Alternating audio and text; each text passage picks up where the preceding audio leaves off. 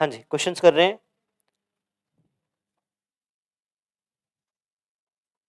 Question number 1, आपको force और displacement in vector form दे रखा है, 2i cap minus J cap plus 4k cap, this is f vector, and displacement vector denoted by d is given by 3i cap plus 2j cap minus k cap. You have to calculate work done. कल भी किया था सवाल। क्या करेंगे, सीधा dot product लेंगे तो मल्टीप्लाई हो जाएगा आई का आई के साथ, 2 तिया 6 minus 2 minus 4 is equals to 0। Zero work done इस केस में आ गया है। अगला सवाल, आपके पास एक वेरिएबल फोर्स है जो कि गिवन है 3x square plus 2x minus 7। ये आपका वेरिएबल फोर्स है। पार्टिकल का जो मास है वो है 2 kg और बॉडी का डिस्प्लेसमेंट होता है x equal to 0 to x equal to 5। You have to calculate work done.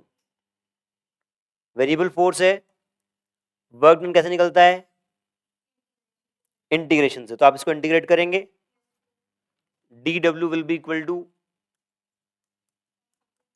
f dx, total work done is integration of dw, f की वैल्यू पुट करेंगे 3x square minus sorry plus 2x minus 7 dx, integration आपका ये हो जाएगा x cube by 3 cut जाएगा, x cube plus x square minus 7x, कहां से कहां तक, 0 से 5 तक वैल्यूज पुट करेंगे। पहले 5 पुट कर देंगे, 0 वाला तो 0 ही होना है, तो 5 करके आपका आंसर आ जाएगा। आंसर आता है 115 जूल, है ना। अब इसका आपको, आप ऐसा करें, ये सवाल है, आपको तरीका पता है, सवाल लिखा, आंसर नोट किया। अगर लिख नहीं पाए हैं तो आगे बढ़ते हैं। Next question is interesting question, question number 3। A bucket of mass full of water 15 kg, एक बकेट है जो पानी के साथ 15 kg की है, और इसको थोड़ा नीचे बना लें इसको, ये bucket with water is 15 kg,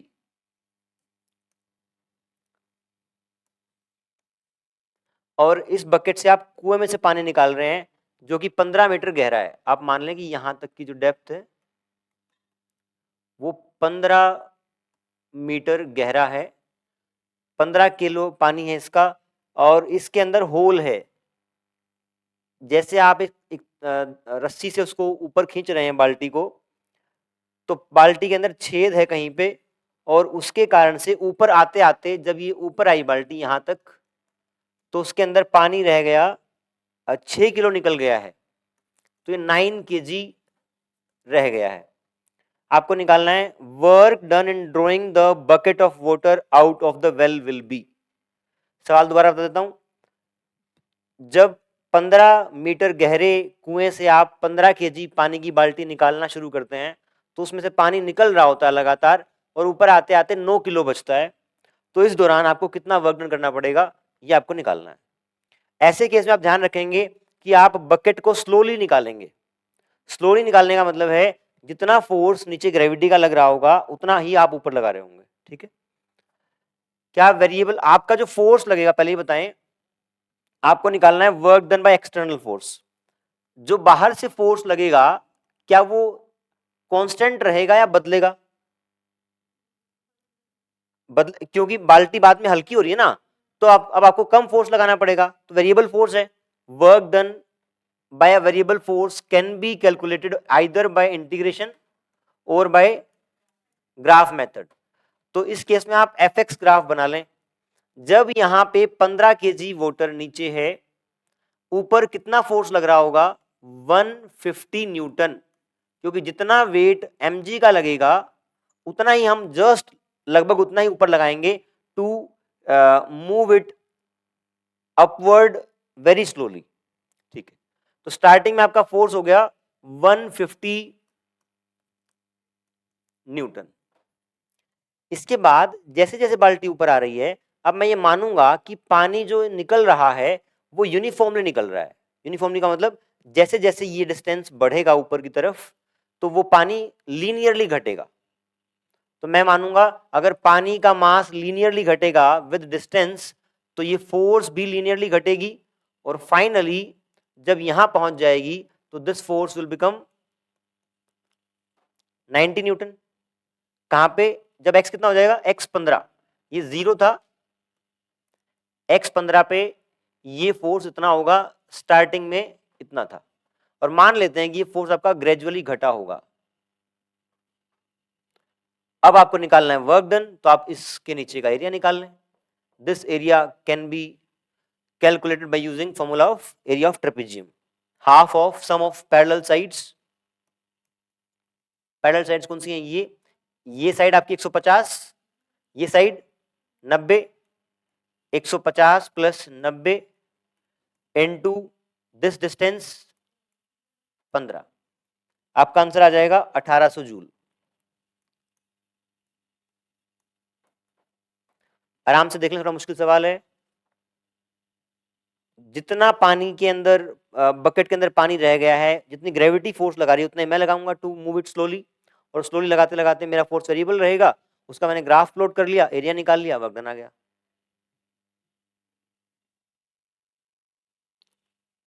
ठीक है, आगे बढ़ते हैं। Question number 4। क्वेश्चन नंबर 4, हालांकि मैंने यहाँ पे थोड़ा सा इनको क्लासिफाई करने की कोशिश करी है। पहला डॉट प्रोडक्ट का सवाल था, फिर वेरिएबल फोर्स के 2 सवाल आ गए हैं, और फिर NLM plus work power energy दोनों यूज होंगे इसमें।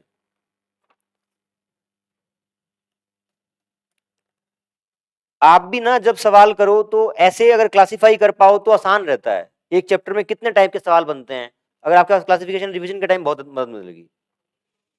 ठीक है जी। नेक्स्ट है, a mass of a body is m tied to a string. एक m मास की बॉडी है, रस्सी बंधी हुई है, और उसको आप नीचे की तरफ लोअर डाउन कर रहे हैं with a constant acceleration g/4। फिर इसने पूछा है through a vertical distance h, इस एक्सेलरेशन से आपने उसको h डिस्टेंस तक मूव किया।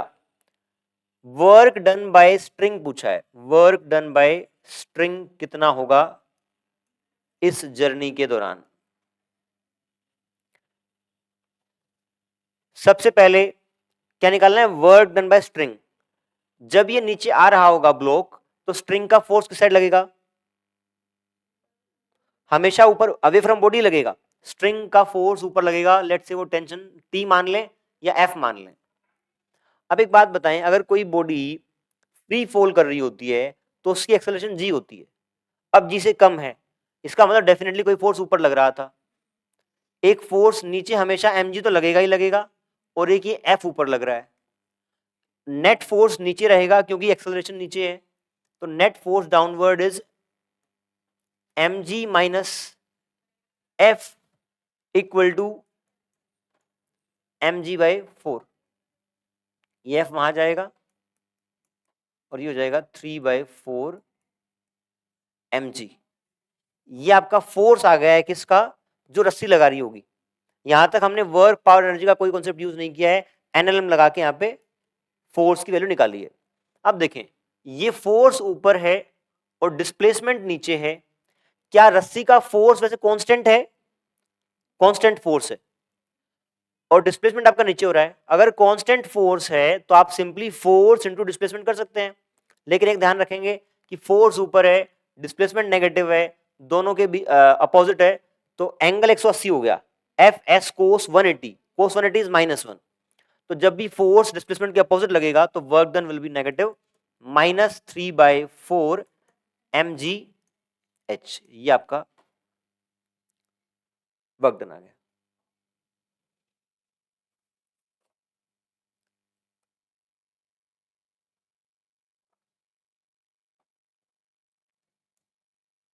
नेक्स्ट,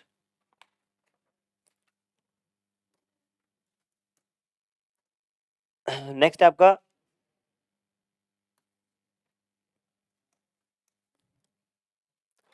एक फोर्स आपकी ऐसे लग रही है इस ब्लॉक के ऊपर,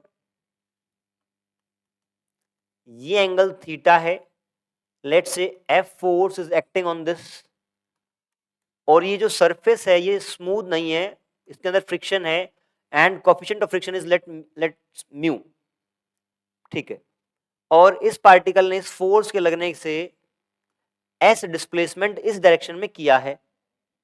आपको निकालना है work done by friction force, work done by friction force. यहां भी एनएलएम प्लस वर्क डन दोनों मिक्स कर दिए गए हैं। पहले आपको फ्रिक्शन की नॉलेज यूज करके फ्रिक्शन फोर्स कितना लगेगा इस केस में वो निकालना है, और फिर फर्दर सोल्व करना है। फ्रिक्शन, अगर मैं ये कह रहा हूं कि ये मूव कर रहा है तो फ्रिक्शन मैक्सिमम लगेगा। मैक्सिमम कितना होता है? म्यू एन, ठीक है। यहाँ पे एन की वैल्यू क्या होगी वो निकालना पड़ेगा। क्या एन एम जी रहेगा यहाँ पे? जब फोर्स ऐसे लग रहा है, इस फोर्स का एक कंपोनेंट ऐसे और एक कंपोनेंट ऐसे, इसका मतलब एक कंपोनेंट जो फोर्स का है वो ब्लॉक के ऊपर ऐसे एक्स्ट्रा फोर्स क्रिएट कर रहा है ना। एक ये वाला फोर्स और एक आपका mg का फोर्स, उन दोनों फोर्सेस को काउंटर करना पड़ेगा नॉर्मल रिएक्शन को। तो नॉर्मल रिएक्शन यहाँ पे नॉर्मल की तुलना में बड़ा हो जाएगा, ठीक है। n is equals to mg, इसका मास यदि m है तो mg और प्लस f। अब ये चेक करें, अगर ये एंगल थीटा है तो ये भी थीटा होगा। हमें इस वाले कंपोनेंट की रिक्वायरमेंट है n निकालने के लिए, तो दिस f, ये f कोस थीटा है, ये f साइन थीटा होगा। f साइन थीटा, ये आपका नॉर्मल रिएक्शन आ गया। अगर बॉडी मूवमेंट में है तो फ्रिक्शन मैक्सिमम वैल्यू पे लग रहा होगा, तो that friction is mu N, mu plus F sine theta, ये आपका फ्रिक्शन फोर्स आ गया। लेकिन अगर बॉडी इस साइड डिस्प्लेस कर रही है तो फ्रिक्शन फोर्स इस साइड लगेगा।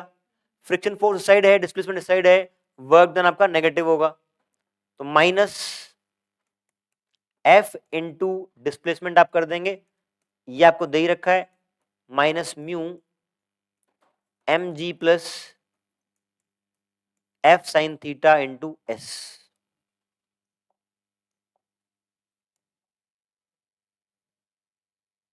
इस केस का आंसर ये है, फ्रिक्शन फोर्स के द्वारा किया गया वर्क डन। अगर इस फोर्स के द्वारा किया जाने वाला वर्क निकाला जाए तो इसका ये वाला component F cos theta into displacement S, simple F cos theta ऐसा जाएगा, ठीक।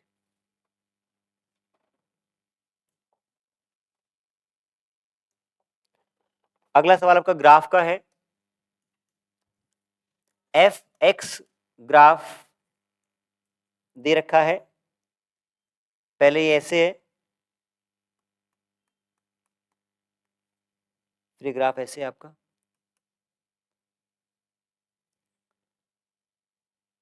जीरो, 4 और 6 मीटर, 4 6 मीटर, और ये वाला फोर्स आपका 100 न्यूटन है, ये वाला फोर्स आपका -50 न्यूटन है। जब आपका पार्टिकल यहां से यहां तक जाता है तो कितना वर्क डन करना पड़ेगा आपके एक्सटर्नल फोर्स को, ये निकालना है। हाँ जी, देखिए यहाँ ये कितना निकाला आपने, इसका एरिया 200 आपका एरिया ये आ गया, ये पॉजिटिव रहेगा। और ये वाला आपका 50 इंटू 2 -100। बस यही आपको चेक करना है कि अगर ऊपर आ रहा है एरिया तो वो पॉजिटिव वर्क डन कंसिडर होगा और ये वाला नेगेटिव होगा। क्यों? क्योंकि डिस्प्लेसमेंट पॉजिटिव हुई है 4 to 6 और फोर्स आपका नेगेटिव डायरेक्शन में लगा है, डिस्प्लेसमेंट वर्क डन नेगेटिव आएगा। तो आप दोनों का नेट कर देंगे और आपका 100 जूल नेट वर्क डन आ जाएगा, पॉजिटिव वर्क हुआ है। नेक्स्ट इज, इसमें बस इतना पूछा गया है कि एक धागे से पत्थर को बांधा गया है और वो पत्थर ऐसे हॉरिजॉन्टल सर्कल में मूव कर रहा है, रस्सी बांधी और ऐसे घूम रहा है वो पत्थर। तो ये जो धागा है इसका फोर्स सेंटर की तरफ लग रहा होगा, इस फोर्स के द्वारा होने वाला वर्क की वैल्यू कितनी होगी? 0। क्यों? क्योंकि टेंशन फोर्स अंदर की तरफ है और डिस्प्लेसमेंट उस मोमेंट पे ऐसे हो रही है। किसी मोमेंट पे आप देखेंगे तो फोर्स परपेंडिकुलर टू डिस्प्लेसमेंट, तो आपका थीटा 90 है, वर्क डन 0 रहेगा, 0 वर्क डन इस केस में आपका आएगा। अगला सवाल, अगला सवाल बहुत बढ़िया है, अगर ये पहले नहीं कर रखा है तो पेपर में नहीं हो सकता है। x equal to 3t minus 4t square plus t cube. एक कोई पार्टिकल है, उसका मास है 30 ग्राम। 30 ग्राम मास का पार्टिकल स्ट्रेट लाइन में मूव कर रहा है, और जहां पे x as a function of time is given by this expression, ये आपको दिया गया है। आपको निकालना है work done during first 4 seconds. Work done during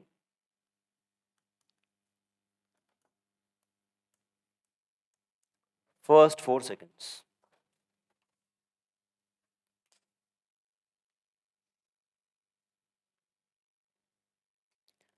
देख लेंगे क्या हमने वर्क एनर्जी थ्योरम में लिखा था, work net work done by all forces, net work done is equals to change in kinetic energy.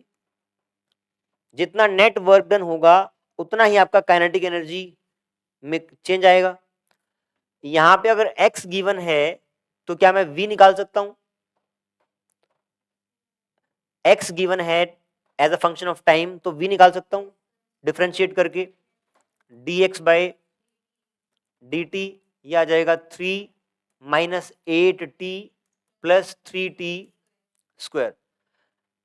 मुझे निकालना है डेल्टा के ई, निकालना वर्क डन है, पर ये निकाल लूं तो काम बन जाएगा। डेल्टा के ई का मतलब है half m v f square minus v i square. 4 second की बात कर रहा हूं, पहली 4 सेकंड की, तो मैं निकाल लूं वेलोसिटी एट 4 सेकंड्स।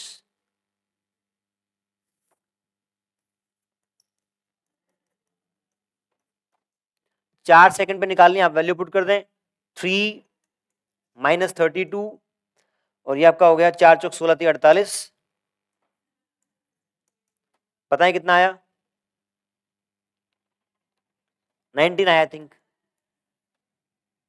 v की वैल्यू 19 आ गई, कहां पे? 4 सेकंड पे। v की value at t equal to 0 कितनी आएगी? 3 आ जाएगी।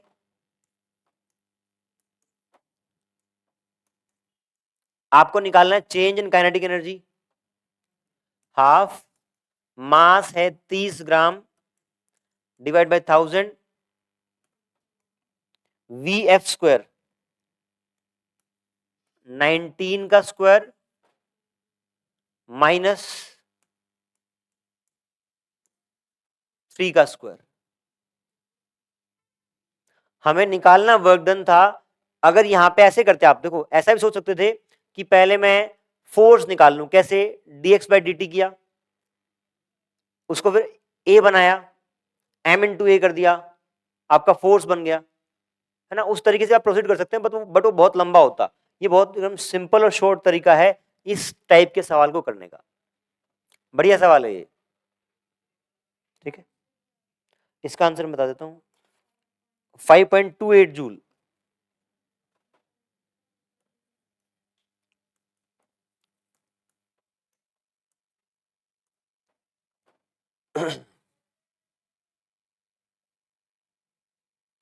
देख लें आप आराम से, हमने वेलोसिटी निकाली है अलग अलग पॉइंट पे, जो चेंज आया काइनेटिक एनर्जी में उतना ही आपका वर्क डन होगा। ठीक,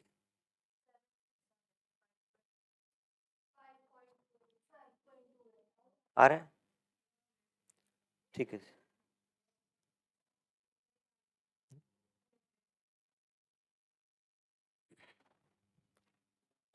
Done? हाँ जी, अगला सवाल क्वेश्चन नंबर 9, अगर काइनेटिक एनर्जी को 3% बढ़ा दिया जाए तो मोमेंटम कितने परसेंट इंक्रीज होगा, ये आपको निकालना है।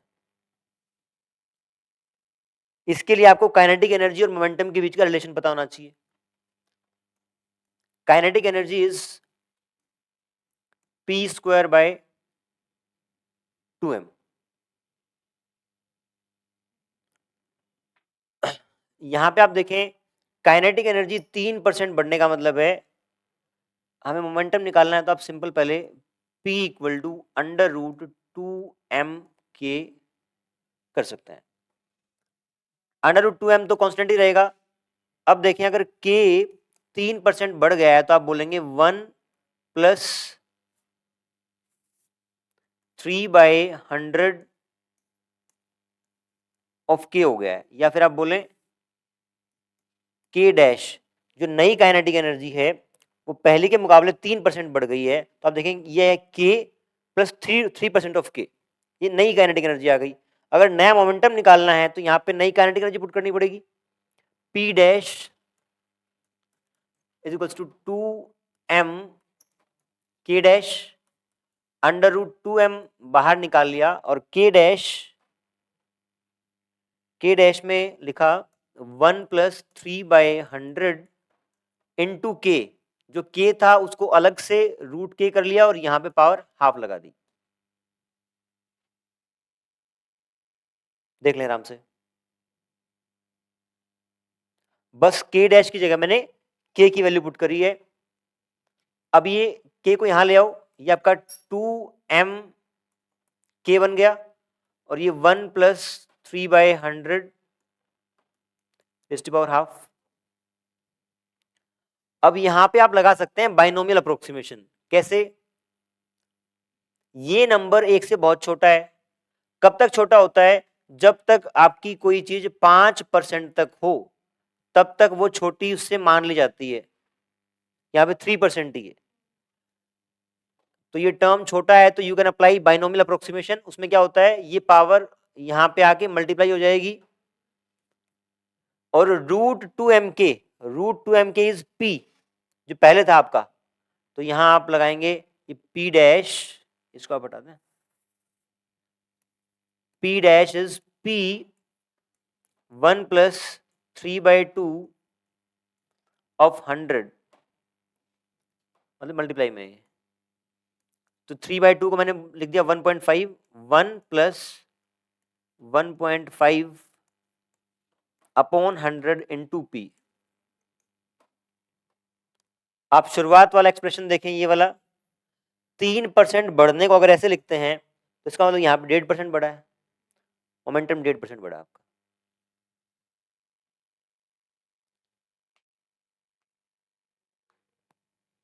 इसका एक आसान तरीका और भी है, जैसे यहाँ पे देखें आप p is proportional to k की पावर हाफ। हमने यूनिट्स और डायमेंशन में देखा था, अगर z = a की पावर हाफ है तो क्या मैं बोल सकता हूं delta z/z = half delta a/a। ठीक है, तो यहां पे आप लिख सकते हैं delta p/p = half delta k/k into 100 कर दोगे तो ये आ गया percentage change in kinetic energy, और इस साइड 100 कर दोगे percentage change in momentum. Percentage change in momentum will be equal to half of percentage change in kinetic energy. तो आपका सीधा आ जाएगा, वो 3% था तो ये आपका 1.5% हो गया।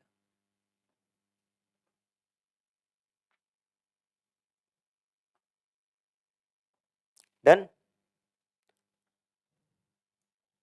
नेक्स्ट आपका, अगर काइनेटिक एनर्जी 100% से बढ़ गई है, क्वेश्चन नंबर 10, अगर काइनेटिक एनर्जी 100% से बढ़ गई है तो मोमेंटम कितने परसेंट से बढ़ जाएगा? 50। यहां पे वो तब लगेगा जब वो स्मॉल वैल्यू हो, हमेशा नहीं लगेगा। हाँ, इसलिए वो छोटे परसेंटेज के लिए लगेगा, बड़े के लिए नहीं लगेगा। इसमें क्या करेंगे आप, पहले तो ये बताएं अगर 100% इंक्रीज हुआ है तो के कितने टाइम्स हो जाएगा, डबल हो जाएगा। के डैश विल बी के प्लस 100% ऑफ के, तो 2k हो जाएगा, के dash is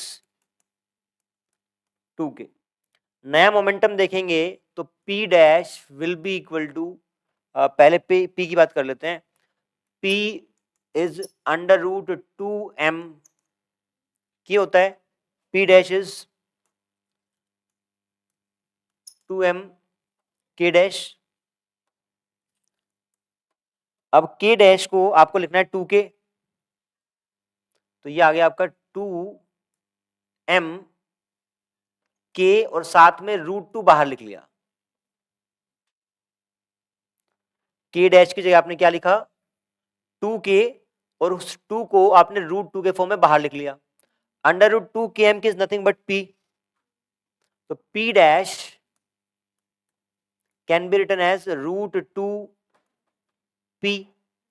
√2 is 1.41 p. This can be written as 41 by 100 into p dash.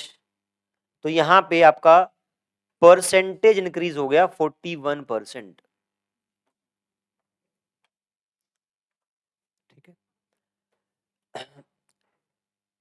NEET के एग्जाम का तो यही तरीका है, आपको याद होना चाहिए ये काइनेटिक और मोमेंटम का रिलेशन ऐसे होता है, अगर छोटा परसेंटेज है तो डायरेक्ट लगा सकते हैं, बड़ा है तो नहीं लगा सकते। ऐसे करके आप रिपीटेटिव जब बार बार कर लेंगे तो बात बन जाएगी। ठीक है,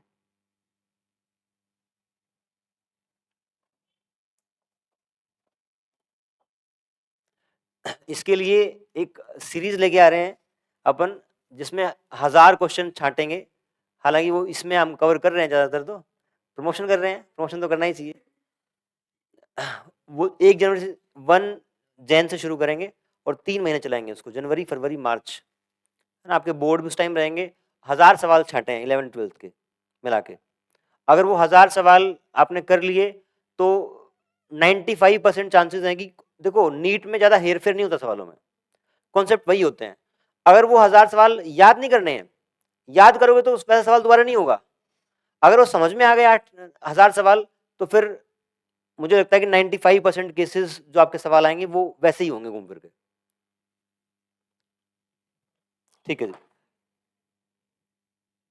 अगला सवाल है आपका, आपको ग्राफ ड्रॉ करना है अंडर रूट के वर्सेस 1/p का। अंडर रूट के को आपको वाई एक्सिस पे प्लॉट करना है और 1/p को एक्स एक्सिस पे प्लॉट करना है।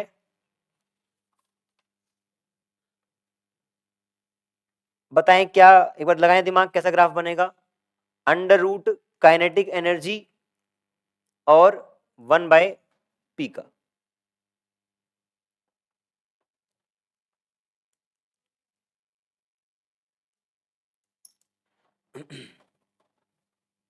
देखिए आप एक बार, p equal to under root 2m K, और under root 2m is constant, ये रूट के, इसको इस साइड लेके आओगे तो ये 1/p हो जाएगा, ये आपका 1 हो गया।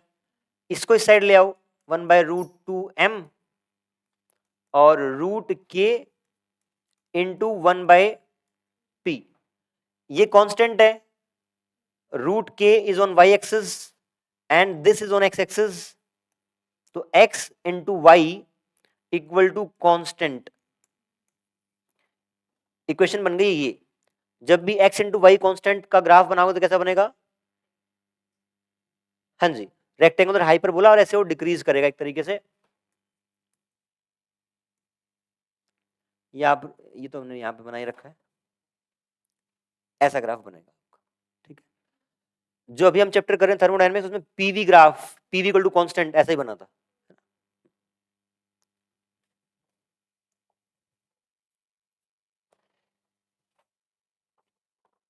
हाँ जी, अगला सवाल, क्वेश्चन नंबर 12। एक बॉल है जिसका मास है 0.5 kg, उसको हम यहां से ड्रॉप करेंगे, नहीं ऊपर फेंकी गई है। एक बॉल को ग्राउंड से ऊपर की तरफ फेंका गया है और स्टार्टिंग स्पीड है 14 मीटर पर सेकेंड, और ये कह रहा है कि ये बॉल मैक्सिमम हाइट पहुंचती है 8 मीटर। फिर पूछा है how much energy is dissipated by air drag acting on the ball during accent.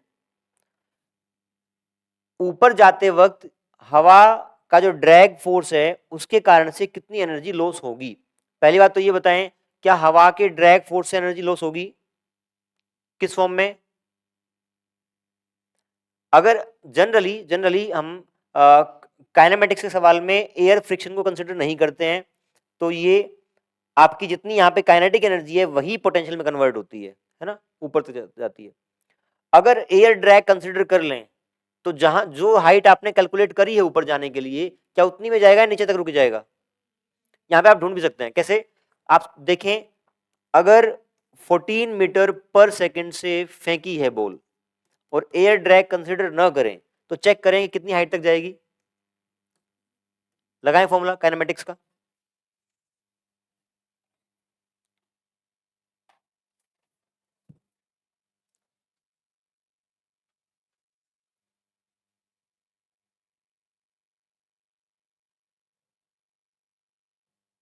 We square minus u square equal to 2as,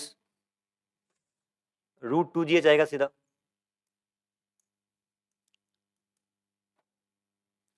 two into 10 into HS, अच्छा ये तो v निकलता है ना, इसको उल्टा करेंगे तो वी स्क्वायर बाय 2g आएगा, h जो आएगा, h निकालना है, v आपका 14 का स्क्वायर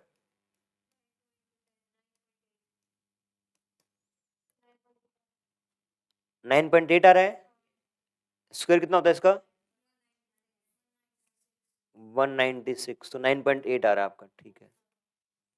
तो ये 9.8 हाइट तक जाना चाहिए था, अभी कहां तक जा रहा है? 8 मीटर तक, है ना। तो आपको ये अब सारी की सारी इसकी काइनेटिक एनर्जी पोटेंशियल में कन्वर्ट होती तो यहां जाती। अब कुछ एनर्जी खा ली है आपकी एयर ड्रैग ने, तो एयर ड्रैग के कारण फ्रिक्शन जो लगता है वो एनर्जी आपकी हीट एनर्जी में कन्वर्ट होती है, इसलिए आपकी एनर्जी लॉस हो गई है। तो यहां पे निकालना क्या है आपको कि कितनी एनर्जी एयर ड्रैग ने खाई है।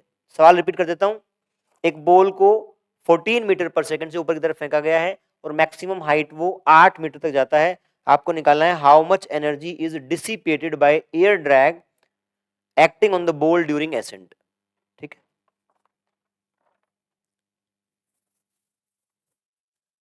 यहां पे आप वर्क एनर्जी थ्योरम लगा सकते हैं। Delta K is equals to net work done. जब ये बॉल ऊपर जा रही होगी तो कौन से दो फोर्स वर्क डन कर रहे होंगे? बॉल को ऊपर फेंका है तो कौन से दो फोर्सेस का वर्क डन हो रहा होगा? ग्रेविटी का और एयर ड्रैग का। एयर ड्रैग है तभी तो ये 9.8 तक नहीं जा पाई, 8 तक रुक गई। दोनों वर्क डन करेंगे, क्या दोनों का नेगेटिव वर्क डन होगा? ग्रेविटी का फोर्स नीचे है, बॉल ऊपर जा रही है, negative work done. Air drag नीचे है और बॉल ऊपर जा रही है, तो दोनों का नेगेटिव होगा। तो मैं यहां पे लिख लेता हूं work done by gravity plus work done bye air drag.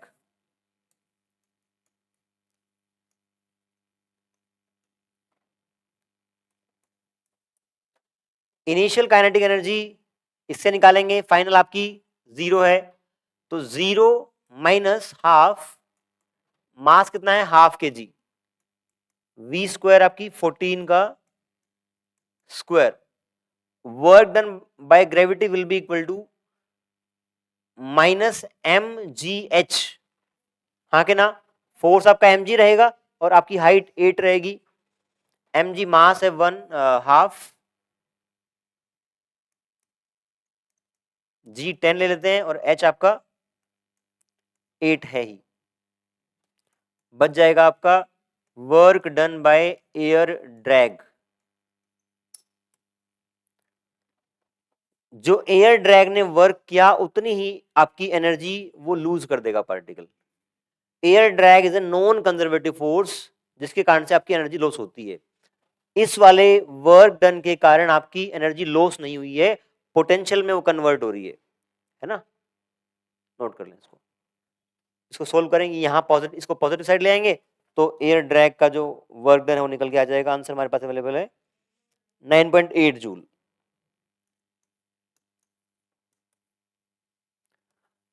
यहां से आंसर मिल जाना चाहिए, नहीं मिले तो आप जी को यहाँ पे 9.8 देख लेना, आ जाएगा आंसर। टाइम कितना बचा है भी टाइम, ठीक।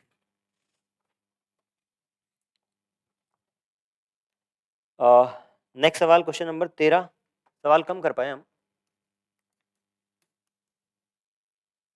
एक पार्टिकल है जिसकी पोटेंशियल एनर्जी गिवन है U equal to 8x² minus 4x plus 400। निकालना क्या है?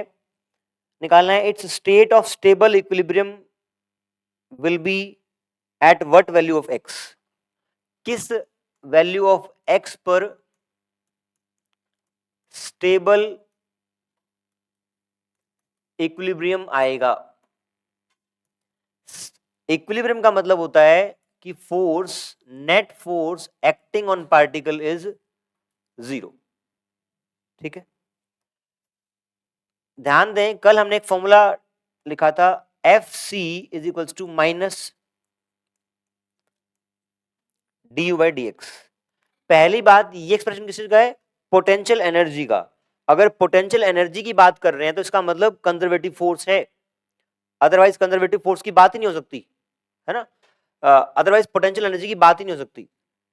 तो Fc is equals to minus du/dx।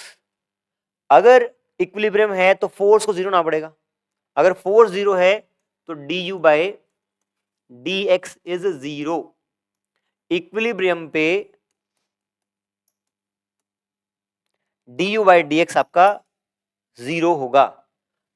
u as a function of x given है, डिफरेंशिएट कर लें, डिफरेंशिएट करेंगे तो du/dx is 16x minus 4 is equals to 0। 0 के लिए आप देखें अब 4 उस साइड चला गया, x equal to 1/4 metre, x equal to 1/4 metre पर आपका इक्विलिब्रियम रहेगा। ठीक है,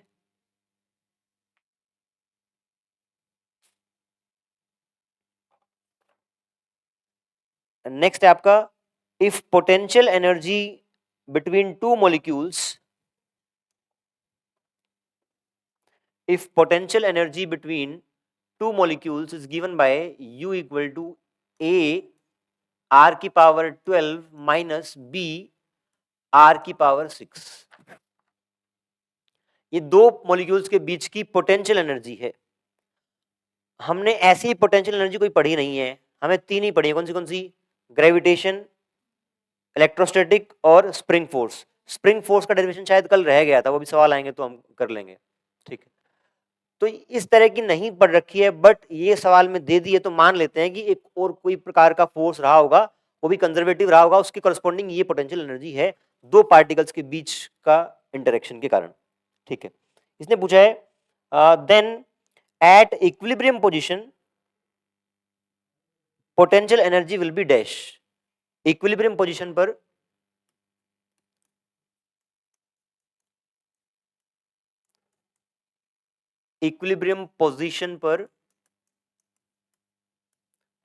पोटेंशियल एनर्जी कितनी होगी ये निकालना है।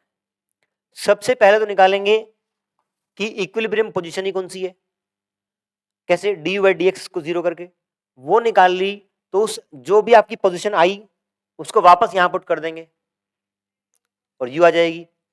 du बाई डी एक्स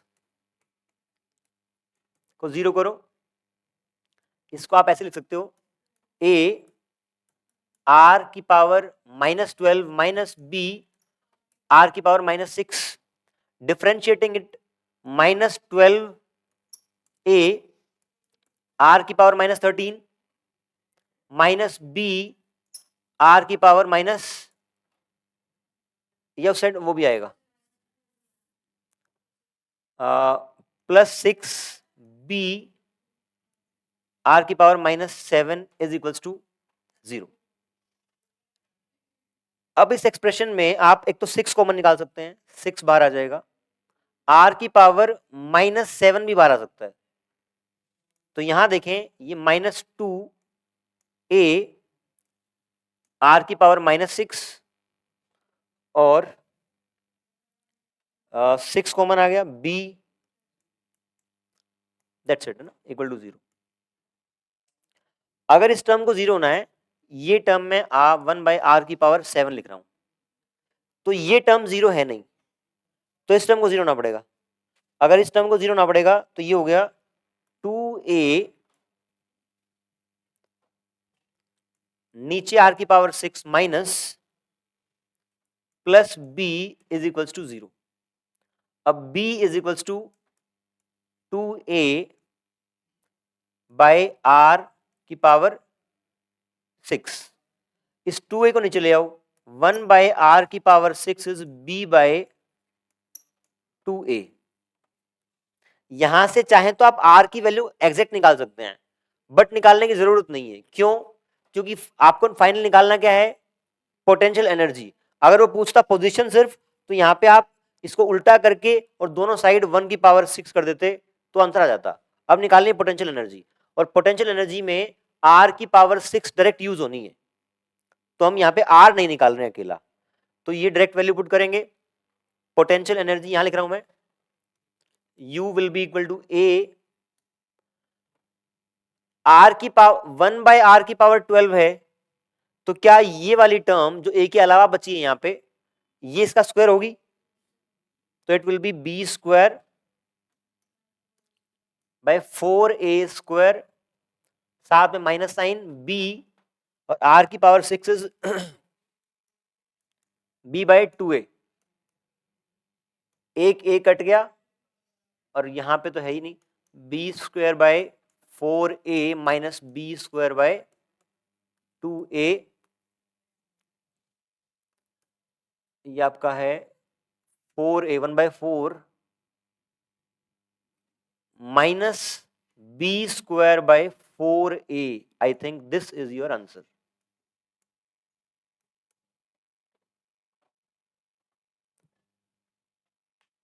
ठीक है, तो अपने आप में ये भी एक टाइप हो गया।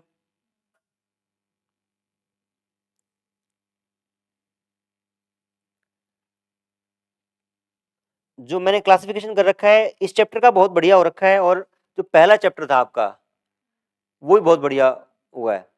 तो ये आपको हिंट जरूर है कि इस तरीके से आपके लिए तो पूरा साल पड़ा है अभी, तो आप इस तरीके से जो 12th में स्टार्ट करेंगे तो आप क्लासीफाई करने की कोशिश करेंगे तो चीजें आसान होंगी काफी।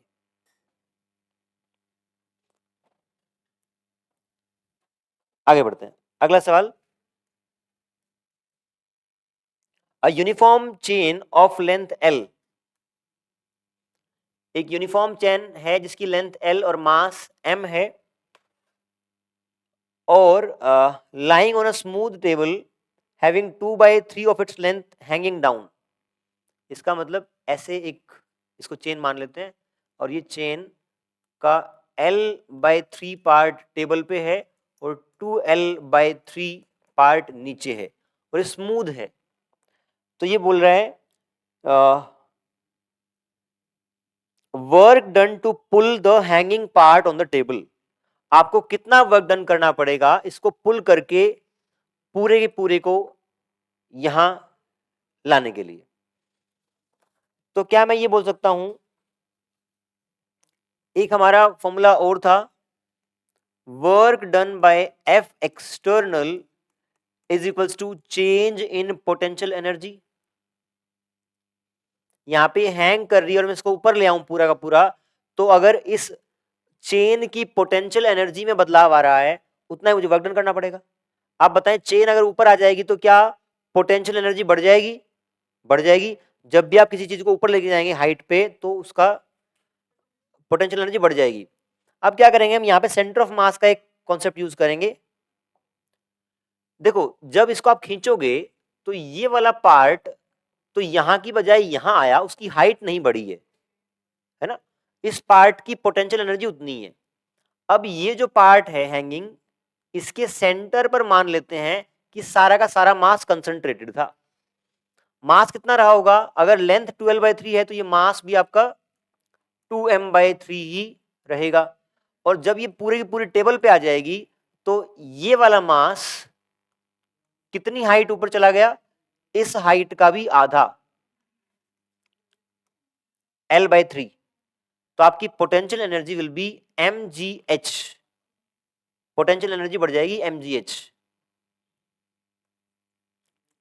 मास इतना है g और h है L/3, तो 2/9 mgl। this much work has to be done by external force to raise this hanging part on the table। दोबारा बताऊं? हाँ भाई निधि, आगे समझ में? ठीक।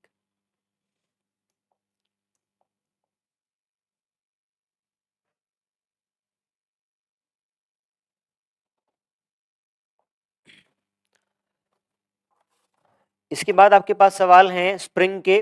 तो स्प्रिंग की एक बार पोटेंशियल एनर्जी समझ लें कैसे निकालते हैं। अगर एक स्प्रिंग ब्लॉक सिस्टम है, यहां पे स्प्रिंग नेचुरल लेंथ में है, और अगर मैं एक एक्सटर्नल फोर्स लगा के इसको खींचूं किसी एक पोजीशन तक, तो आप बताएं जो F एक्सटर्नल मुझे लगाना पड़ेगा वो वेरिएबल होगा कि कांस्टेंट होगा? वाई? हाँ, जैसे ही ब्लॉक आगे जाएगा तो स्प्रिंग का फोर्स kx होता है। x बढ़ गया तो स्प्रिंग का फोर्स बढ़ जाएगा। स्प्रिंग के फोर्स को काउंटर करने के लिए आपको एक्स्ट्रा फोर्स लगाना पड़ेगा। तो your force is external, external force is variable.